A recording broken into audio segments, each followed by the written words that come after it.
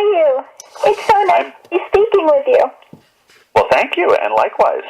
Oh, thank you. Well, I will tell the readers and listeners of Living the Gourmet that I'm on the line with Chef Chris Koetke, and I'm very happy to be doing this interview with you. Well, likewise. Thank you. So a little bit about your background. You are the Vice President of Culinary Arts at Kendall College and the host of the TV show Let's Dish. So welcome and thank you for visiting with Living the Gourmet. Well, it's great to be here. Good. Now, to begin, there's exciting news for the culinary world in Chicago, which has the honor of hosting the 25th anniversary of the James Beard Award. And this is the first time Chicago will be hosting this award on May 4th.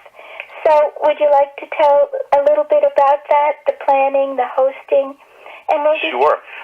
I mean, this is a huge weekend for us here in Chicago. The 25th anniversary of James Beard Awards, like you correctly said. The first time they're in Chicago.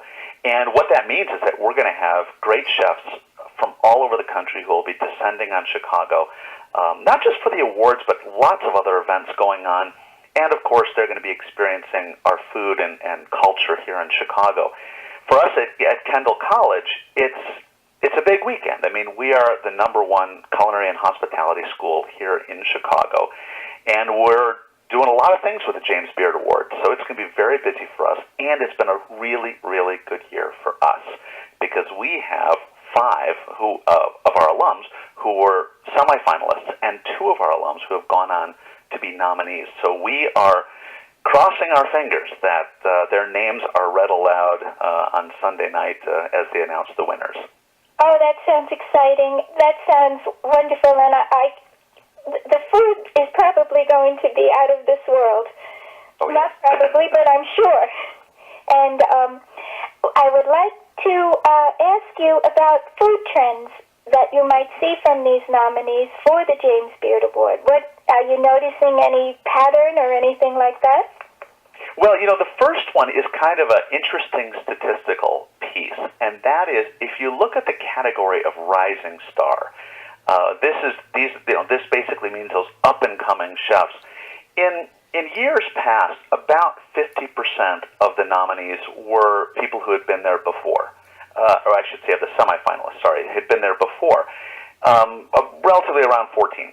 This year, totally different. This year, there's only 4 who are returning. What that means is that there's a lot more new faces, and it means that there's a lot of good things going on in the country, that things are very healthy when it comes to great American food across this country. Now, the other thing is that we spend a lot of time at Kendall College actually looking into what we call our food service crystal ball, which means we have to always be thinking about the future so that we're preparing our students for what the food world will look like in 5 years. And so we spend a lot of time looking at trends and trying to figure out where the food world is going. And so we niche out a bunch of trends, and we've been watching them. And so what we did is we looked at the nominees, and we looked at their restaurants and their menus and said, these are trend-setting chefs. So is what they're doing, is it mirroring what we're looking at and following in terms of trends? And so there's 3 trends I'd love to give you here that we're seeing on their menus that are really exciting. The first is what we call what's old is new. And what that means is that there's a bunch of ingredients and preparations that people did before, and then they sort of went away, and then they came back, but they came back differently. So, for instance, cider. And I'm not talking about, this is hard cider. This is alcoholic cider. It's the fun cider. And that's back, and it's back in a big way. And so you see chefs that are featuring it, ciders from Europe, ciders from the U.S., local ciders, etc., and doing a lot of interesting things with it in terms of their cooking. Secondly, is we see punch. Now remember, punch bowls were those things. I remember that growing up. Precisely, and it's that big bowl with some soda and sherbet and whatever else was in there, who knows. And then that sort of went away, and what's happened now is that these top chefs are bringing it back, but they're bringing it back very, very differently. What we're seeing now is punch that is made from different fruit juices, different alcohols, bitters, really unusual combinations. And then you put that in the middle of the table, and it's a sort of communal thing. So that's trend number one. Trend number two is what we call side dishes are now the star. And there's a bunch of things that have just sort of been in the wings before, part of it, basically like a supporting element to the star of the show. Well, these things are now becoming the star themselves. So, for instance, carrots. Carrots have been around forever.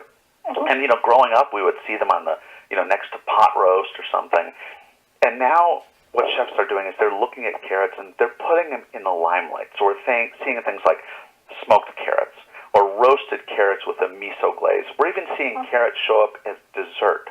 Yes. Carrot mousse with a coffee glaze on top. Very interesting. And the other example of this is charcuterie 2.0. Now, this is super near and dear to my heart because I taught charcuterie, for 7 or 8 years. And, charcuterie plates came back about 4 years ago. So we had, chefs making pâtés and sausages and cured meats. And then off to the side of the plate was a little dollop of mustard, some little pickles. Well, charcuterie 2.0 means that those side ingredients are now the focus. And so chefs are making interesting mustards themselves. They're pickling just about everything, and then they're making all these interesting preserves. So that side is now the star. And the last big trend is ramen. Now, ramen, wait a minute, ramen's been a while, been here for a long time, instant ramen, we grew up with it.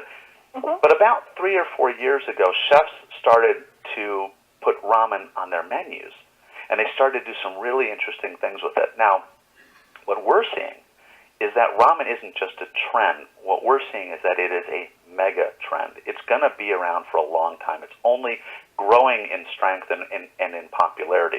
And I think the reason behind that is pretty straightforward. I mean, there's something about comfort food in ramen, and it is the ideal canvas for chefs, to express their creativity. I mean, imagine this. So this is one of the menu items we saw.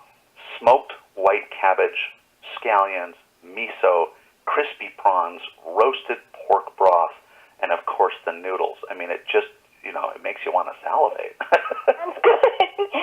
Yes. Hello? Yes. Oh, I thought it went dead. Oh no, not at all. But those are the three of many trends that we're following. But there are 3 big ones. But I know exactly what you mean, because what I grew up with totally was foreign to other people, and now what my mother cooked is now considered gourmet food. It's like all new again, and we have. And I look and I say, my goodness.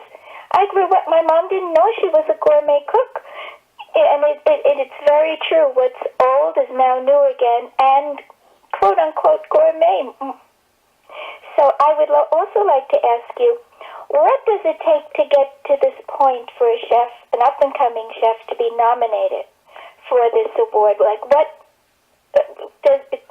points do they have to achieve? Sure.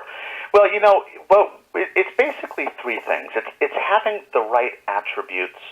It's having this sense of internationality and real-world experience. So let me talk to you about those 3 a little bit. So the first is having the right attributes. And what we mean by that, it's the same thing we tell our students here at Kendall College. And Kendall is also all over the world. We work with various universities and 21 campuses in 7 countries. And it's the same thing I tell them. The right attributes, it's about having passion for this business and loving it. It's about the discipline to work really hard. And it's about a sense of intensity, which is how you work. I mean, if you look at the list of James Beard nominees, every one of those people is passionate, disciplined, and has a lot of intensity. Now, the second one is that you have to be global, because things have changed in our world. You can no longer just sort of do your little cooking in your part of the world.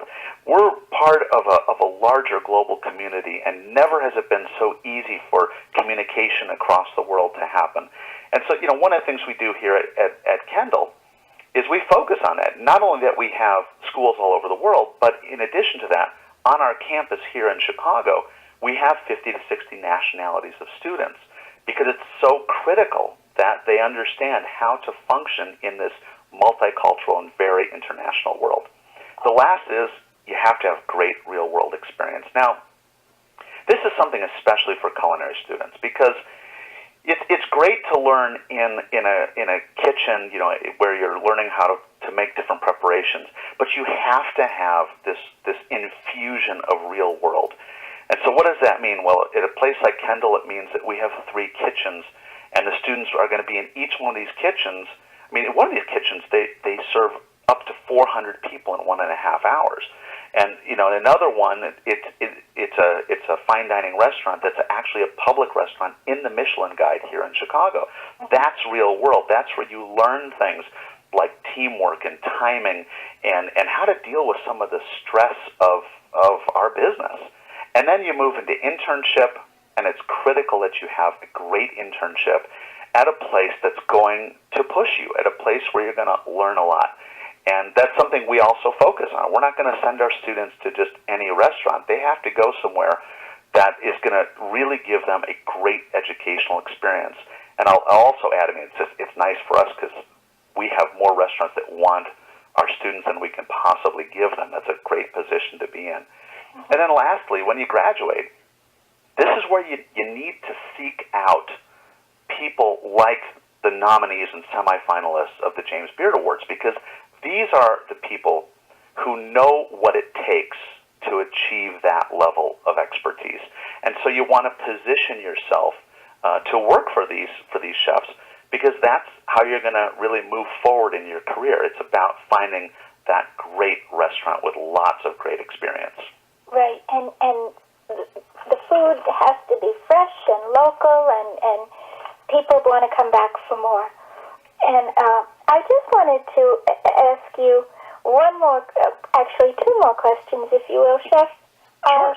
I was doing some research on you before this interview, of course, and I noticed that you were, if you don't mind me asking, pen pals with a very famous lady.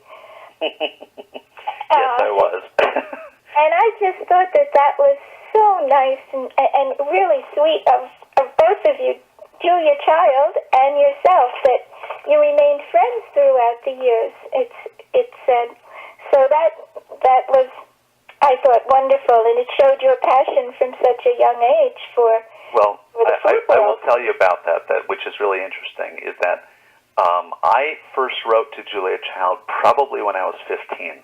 On the recommendation of the person who was my mentor at the time. And I never, ever expected her to write back.